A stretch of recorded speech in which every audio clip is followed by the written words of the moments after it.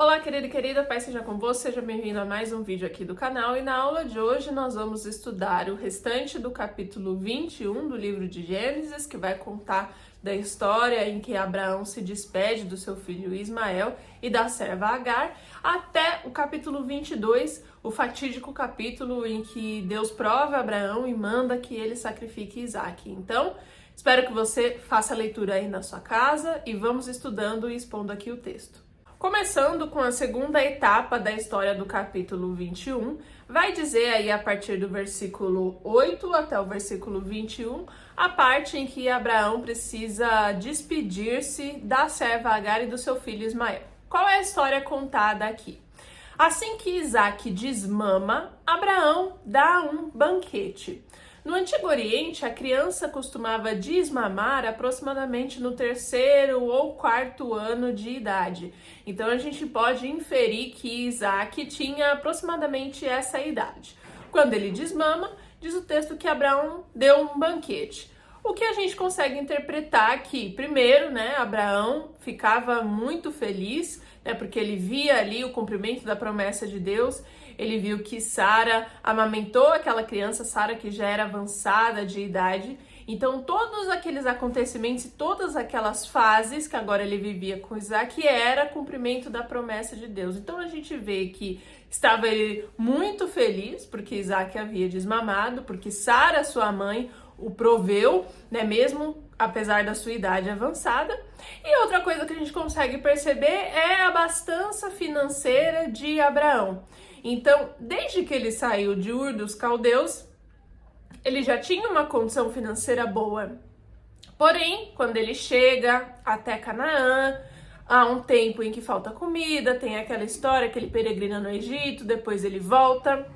E o que a gente vai observando é que conforme a história de Abraão vai passando, ele adquire cada vez mais posses. Então, quando ele peregrina do Egito e volta para lá, ele volta com algumas posses.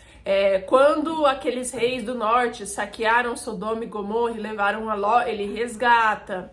Depois, a situação mesma com o rei Abimeleque, que ele conta de novo aquela mentira que Sara era sua irmã. Depois, no final das contas, eles se acertam e o rei ainda dá alguns itens ali para Abraão. Então, conforme a história dele foi passando em peregrinação em Canaã, ele foi cada vez ficando melhor financeiramente, como é nítido aqui. Então, seu filho desmama, Isaque, que tinha aproximadamente 3, 4 anos de idade, ele dá um banquete. O que acontece dentro desse banquete? Ismael, que é o filho primogênito de Abraão com a serva Agar, caçoa de Isaque dentro desse evento, dessa ocasião, para o qual Sara vai contestar, dizendo a Abraão: olha, você vai ter que mandar esse menino e essa serva embora, porque isso vai ser um problema para a nossa herança. Ele vai tomar aquilo que é do nosso descendente Isaque. E qual que é a questão aqui, para que fique 100% claro? Quando havia essas situações de concubina, ou seja, mulher infértil e seu marido não conseguia conceber, a mulher tinha uma escrava, ela dava essa escrava para deitar-se com seu marido e então ter filho, e esse filho ser considerado o filho dela, por aí o termo concubina, esse filho tinha parte na herança, enquanto aquela mulher que foi a concubina, que servia de escrava, continuasse naquela família servindo de escrava.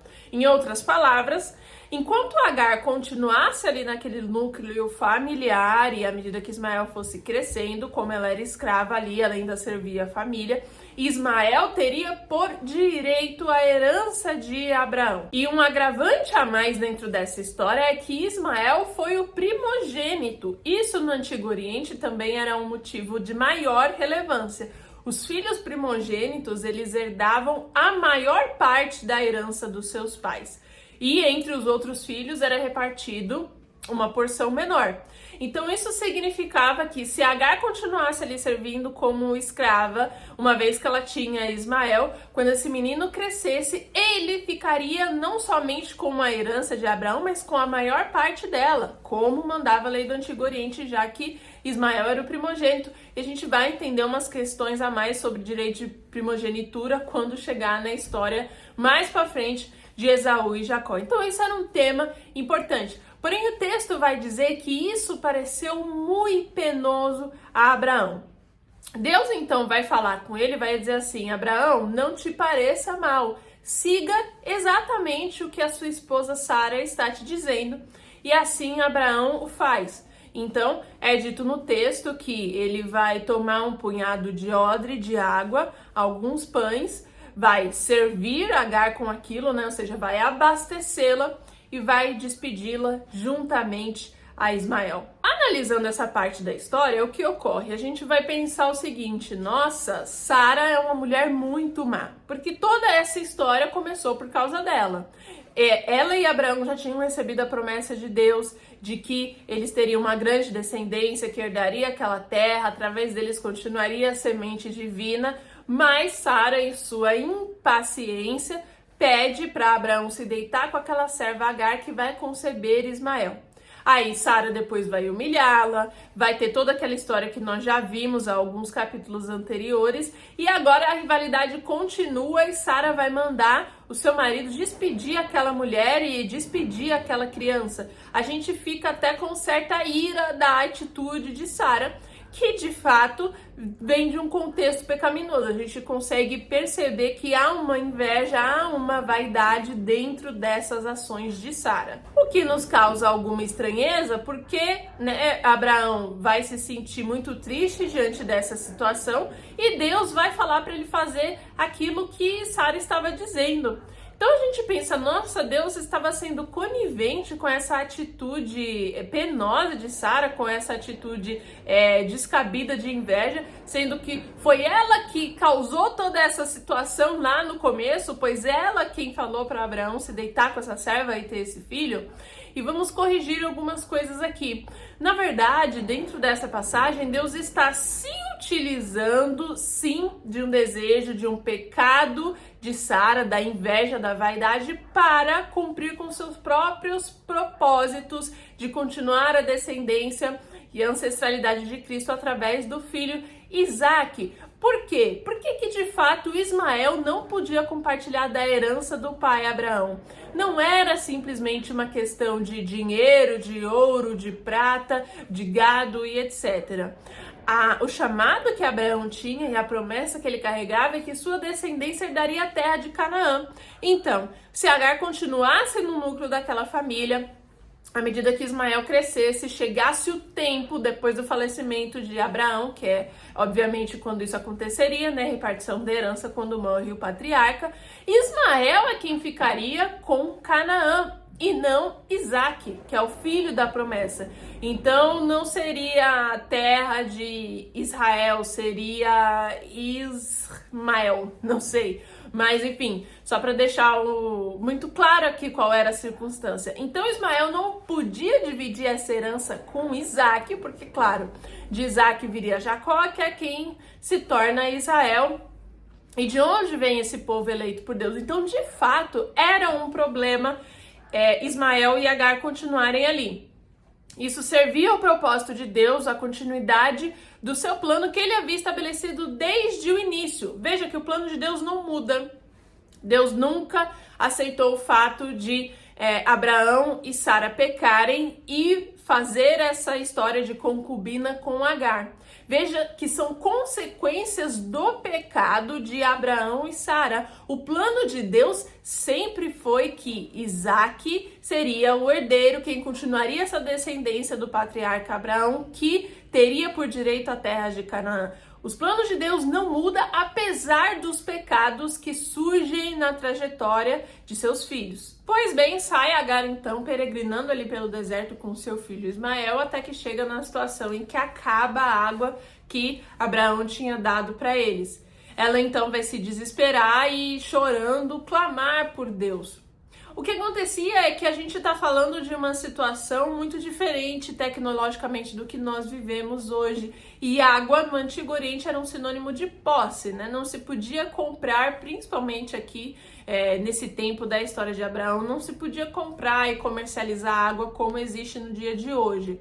Então, para você achar água, você tinha que cavar um poço e, cavando esse poço, encontrar alguma fonte de água. Inclusive, isso era sinônimo de grande poder, afinal de contas, é óbvio, água é vida, então o ser humano não sobrevive sem a água, sem achar um lugar que fosse fonte de água.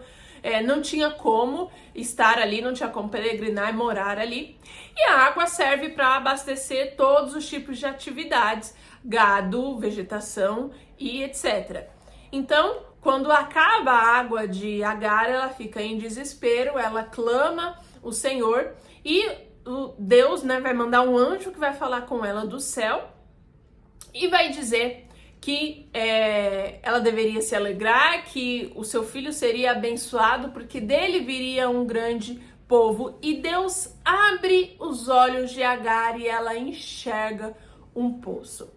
Ou seja, aqui Deus realmente age através de um milagre, porque Agar e Ismael estavam em situação de desespero. Depois que acaba a água, eles iriam morrer, e Deus soberanamente abre os olhos dela. Ela consegue enxergar um poço ali, e ali muito provavelmente eles ficaram, eles estabeleceram moradia e eles conseguiram sustentar-se e sustentar também as suas atividades, porque eles achavam um poço. O poço era tão importante que quando se cavava e achava um poço d'água, você dava um nome e você literalmente estabelecia o seu território ali, quer dizer que ali se podia, óbvio, viver, enfim, prover e etc. Por fim, o texto vai terminar essa parte dizendo então que o garoto cresceu, tornou-se flecheiro, Deus era com ele. No final, ele habita no deserto de Parã e sua mãe, Agar, casa-o com uma mulher da terra do Egito. E fica muito clara aqui a diferença e o contraste que a gente vai ver com o filho Isaac de Abraão, no sentido que termina dizendo que sua mãe o casou com uma mulher do Egito.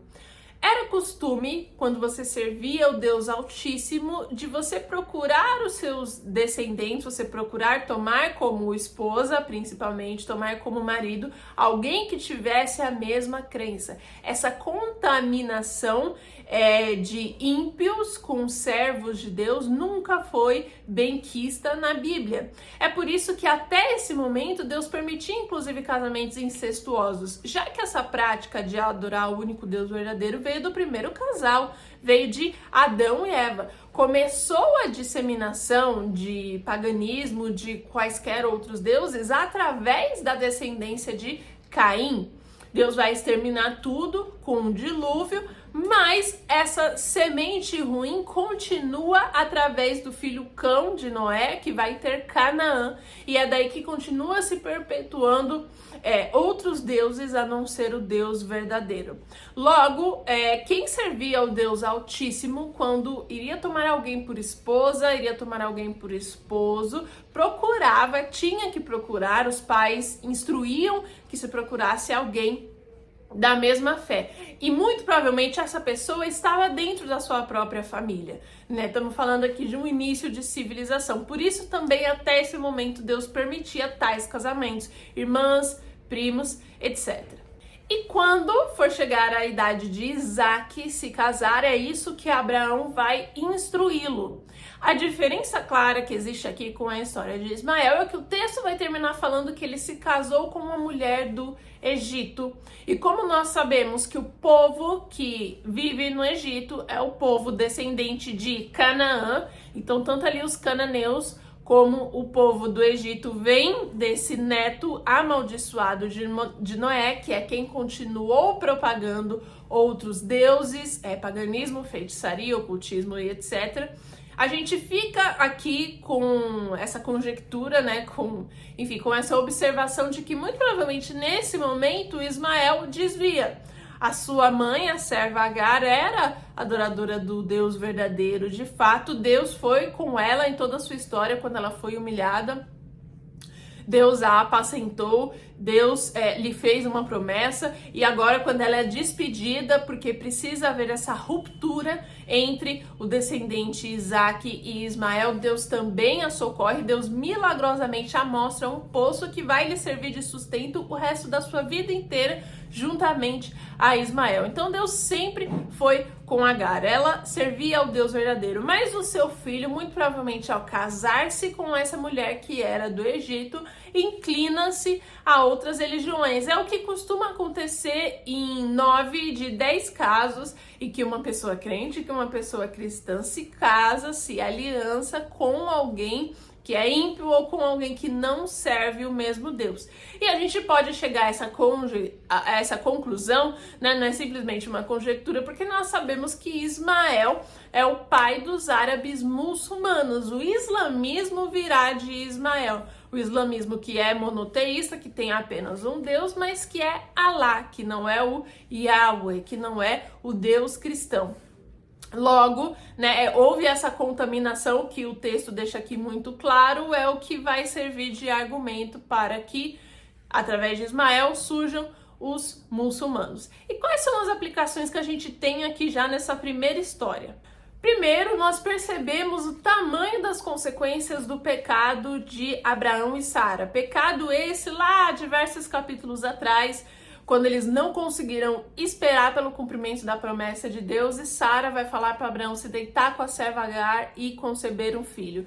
Aqui a gente lê, né, no capítulo 21 essa passagem e pensa que Deus foi conivente ali com a maldade de Sara, né, que de novo estava com a rivalidade com uma mulher que não teve culpa em nenhuma dessas, em nada, né, dentro dessa situação. Ela somente serviu. E mesmo assim, a rixa, a rivalidade continua, mas Deus não foi conivente. Deus precisava de fato que houvesse uma ruptura, primeiro porque Deus nunca ordenou que isso fosse feito, eles pecaram.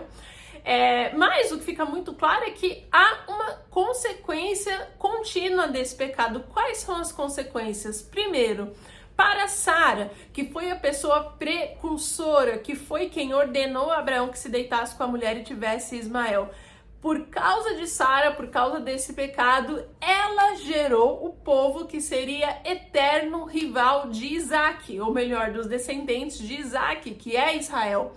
Afinal de contas, Ismael é o patriarca dos árabes muçulmanos, que são povos que sempre haveriam de ser opositores, obviamente, do povo de Israel, conflito que continua até hoje, que é inclusive escatológico, quando Deus vai falar de Gog e Magog, toda a relação com o Apocalipse e com os fins dos tempos. Logo, essa é a consequência do pecado de Sara, e para Abraão, além de compartilhar dessa mesma consequência, tem todo o fato do sofrimento que ele teve que passar, todo esse tempo, todos esses anos com essa rivalidade que, imagino eu, não deveria ser fácil.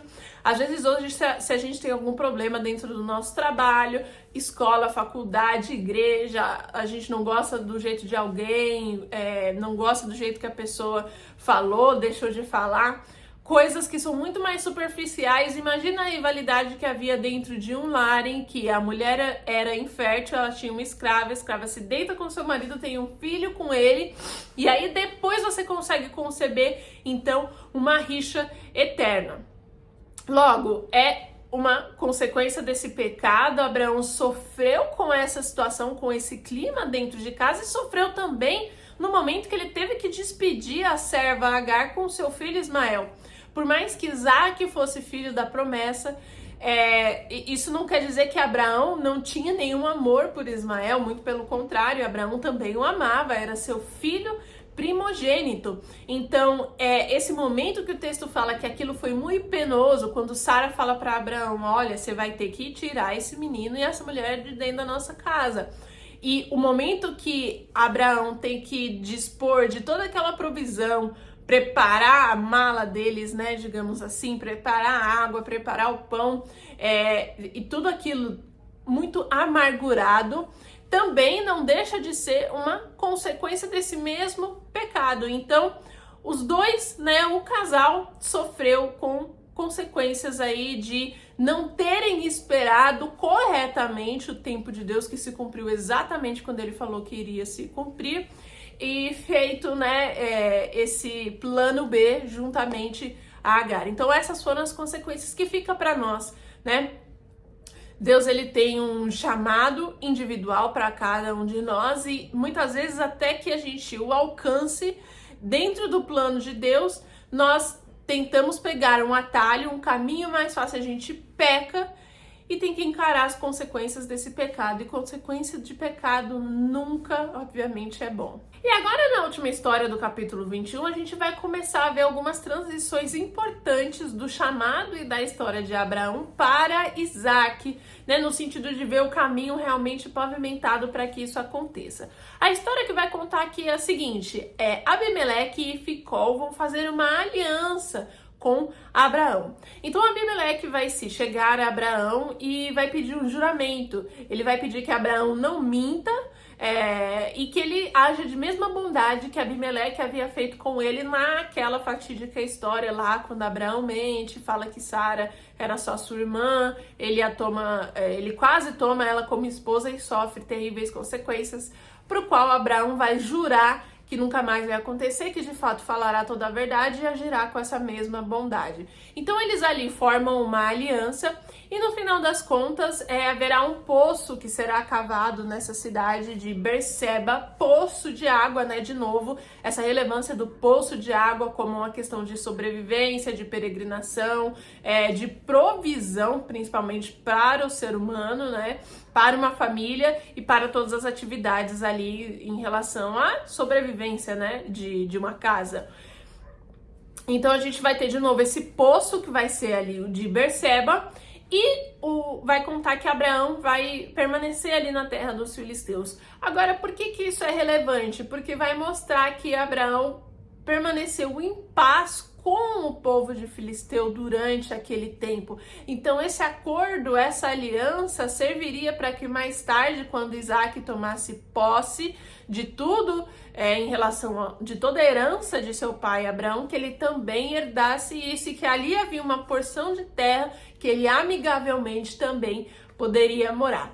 E vai fechar aqui essa história do capítulo 21, dizendo que Abraão, então, ergue um altar ao Senhor perto de uma árvore, que é a árvore de Tarmagueiras, e vai adorar o nome do Deus eterno. Vamos caminhar, então, agora para a história do capítulo 22, a primeira etapa aí desse capítulo do livro de Gênesis, que vai contar a famosa história que Deus pede a Abraão que sacrifique o seu filho Isaque. Essa, inclusive, uma das histórias que, sem o devido estudo teológico ou bíblico, a gente até se ira com esse Deus, porque o pedido aparentemente é abominável. Mas eu tenho certeza que depois dessa aula vai ficar totalmente esclarecido e vai fazer, inclusive, você repensar algumas das suas atitudes. Enfim, vamos ao texto. Moisés vai começar relatando que Deus vai colocar à prova Abraão. Então, Moisés nos avisa, nós leitores, de que isso se trata de um teste. Em seguida, Deus vai falar com Abraão e ele vai falar: toma teu filho, teu único filho, Isaque, a quem amas, e vai à terra de Moriá, sobre um dos montes que eu vou te mostrar, e o oferecerá em holocausto, né? Ou seja, Deus fala 6 coisas aqui nesse pedido. Então, a progressão que ele vai fazendo até falar de Isaque: toma teu filho, teu único filho, Isaque. A gente já tem uma progressão aqui, ou seja, Deus não está falando de Ismael, Deus está falando de Isaque. E nesse pedido aqui, nessa progressão, há um peso, porque Deus está falando do filho da promessa, do filho que herdaria aquela terra, né, que seria de direito da descendência de Abraão. O filho cujo nome é Isaque, que significa rir, sorrir, porque Sara estava num momento de incredulidade tamanha que quando Deus a visitou com aqueles 2 anjos, ela riu no seu interior. Quando Deus reafirmou a promessa, disse que ela teria um filho, que aquilo se cumpriria dali 1 ano. E logo, quando Isaque nasce, Abraão e Sara dão o nome Isaque, que significa sorrir. Então é como se Deus estivesse contando toda uma história desde que ele chamou Abraão para sair de Ur dos Caldeus até o nascimento desse filho, o nome desse filho aqui, e dizendo que esse aí, é que Abraão teria que levar a Moriá, uma terra distante, né, distante aqui, ou seja, não era uma porção de terra que ficava, sei lá, do outro lado da rua ali onde Abraão estava, era uma terra distante, e ele deveria oferecer Isaque em holocausto. Holocausto é diferente de sacrifício, não é simplesmente a morte ali do animal, do cordeiro. É uma morte quase que expiatória, porque o holocausto é uma morte que precisa escorrer sangue da carne que está sendo morta e que depois deve ser queimada. Então veja a severidade, a complexidade do que Deus está pedindo aqui a Abraão quando o põe nessa prova. Tive que trocar aqui de lugar porque meu vizinho começou a fazer barulho, mas bora lá. Como vai ficar muito nítido, é óbvio que essa situação é um teste, é uma prova à fé de Abraão. Mas para qual finalidade Deus teria pedido um teste tão duro? Vamos lembrar que no capítulo anterior, capítulo 21, Isaque tinha aproximadamente de 3 a 4 anos de idade, porque ele tinha desmamado, é quando houve aquela situação lá com a serva Agar, que Abraão vai ter que despedi-la, e Ismael, certo? Aqui, porém, já nos deixa indícios que Isaque havia crescido bastante, ou seja, alguns anos havia se passado desde os episódios do capítulo anterior. Porque no versículo 7, Isaque vai perguntou-lhe Isaque, eis o fogo e a lenha, mas onde está o cordeiro para o holocausto? Ou seja, se Isaque consegue fazer esse tipo de pergunta complexa, ele não pode ser uma criança de 3, 4 anos de idade. Não havia se passado alguns meses desde a história anterior, e sim alguns anos. Muito provavelmente, Isaque deveria ter aqui até uns 10, 11 anos de idade. Até porque, também se ele fosse mais velho que isso, mais adolescente, né, ele não teria ido tão de bom grado e principalmente haveria algum conflito ali na hora que Abraão o colocou no altar. Então a gente pode inferir que Isaque tinha aproximadamente essa idade, até uns 10, 11 anos no máximo, até pela natureza da pergunta que ele faz. E a pergunta que fica a nós é: o que acontecia com a vida de Abraão desde os 4 anos até os possíveis 10, 11 anos de Isaque aqui?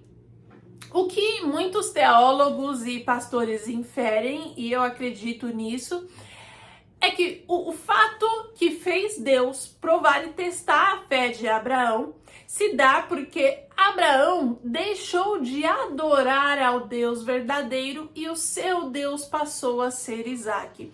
Uma vez que Isaque era o filho da promessa, uma vez que Isaque agora era de fato o único, já que Ismael havia sido dispensado. E, de uma certa forma, o amor e o regozijo de Abraão estava sendo tanto para com seu filho Isaque que havia ali uma certa idolatria. E era isso que Deus estava colocando à prova aqui. Deus precisava sacrificar no coração de Abraão o Deus que Isaque havia se tornado. Agora, voltando ao texto, Abraão, então, durante a madrugada, vai pegar o jumento, vai pegar Isaque e vai eleger 2 servos seus para fazer essa viagem com ele.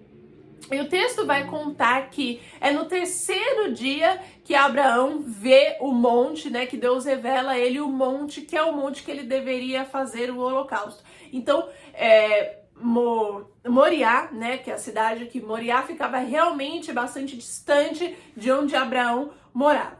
Perceba que a viagem de 3 dias até chegar em Moriá, de fato, tornou essa prova em relação a Abraão muito mais dura. Porque pensa que durante 3 dias, Abraão, no seu consciente, estava pensando dentro da sua cabeça o flashback da sua história inteira até a chegada daquele momento. Então imagine comigo, me diga se você não pensaria exatamente isso que possivelmente a gente pode conjecturar que Abraão pensou.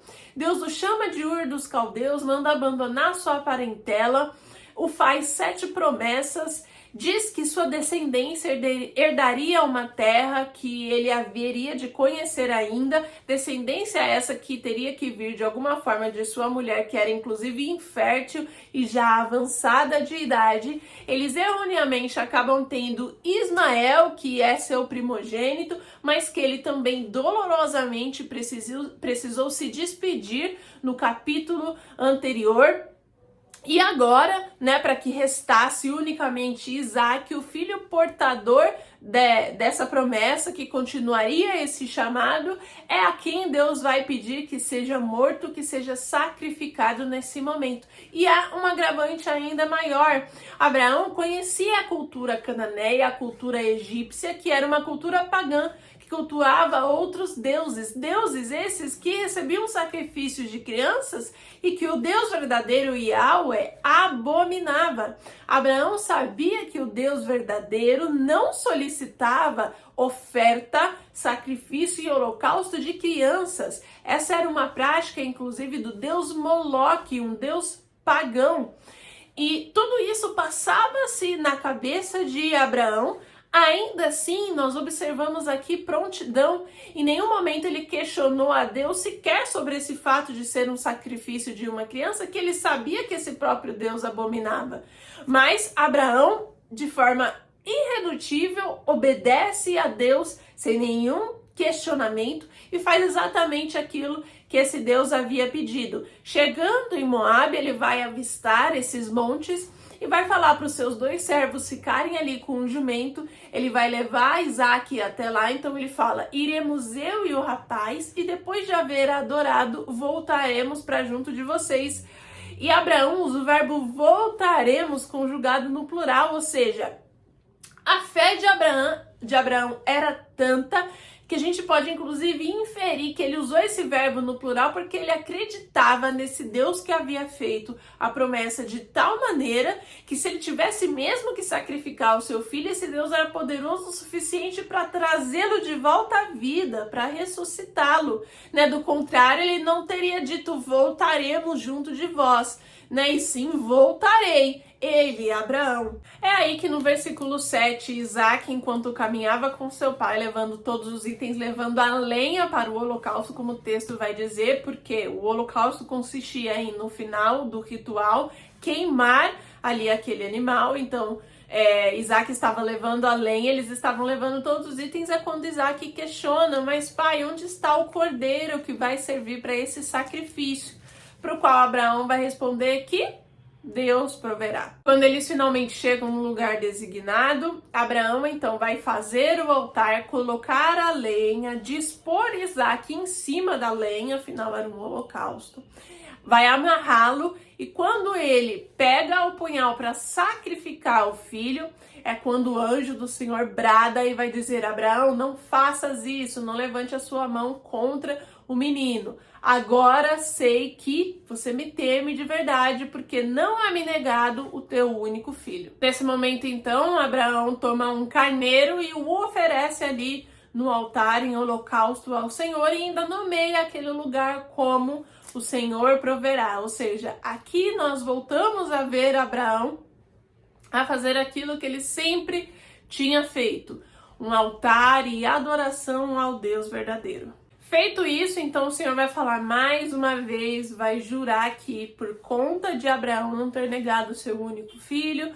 ele multiplicaria sua descendência, seria como as estrelas do céu, as areias do mar, a sua descendência haveria de ter aquela terra que era dos seus inimigos. Enfim, Deus vai reafirmar mais uma vez todo aquele chamado aqui de Abraão depois desse episódio, e vai terminar dizendo que retornam então Abraão, Isaac e os servos e vão habitar ali em Berseba, onde eles haviam encontrado aquele poço e firmado a aliança com Abimeleque, né, ali na terra dos filisteus. Quais são as aplicações que ficam pra gente dentro desse capítulo? Essa prova que Deus colocou a Abraão tem como finalidade, como eu já falei aqui, o sacrifício de um Deus, o Deus Isaac, que infelizmente Abraão estava cultuando em seu coração e deixando de cultuar ao único Deus verdadeiro. Tamanho era o amor, a admiração e o regozijo que ele tinha por aquele filho, que era o filho da promessa. E aqui eu queria abrir um parêntese muito importante, falar da diferença entre propósito e chamado, que é o que nós vemos aqui na história de Abraão.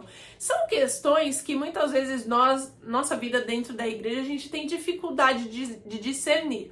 Propósito, todos nós, irmãos em Cristo, os crentes cristãos, temos um único, é igual e é o mesmo, que é adorar a Deus acima de todas as coisas e amar o próximo como a nós mesmos, que é a aliança deixada através de Jesus Cristo.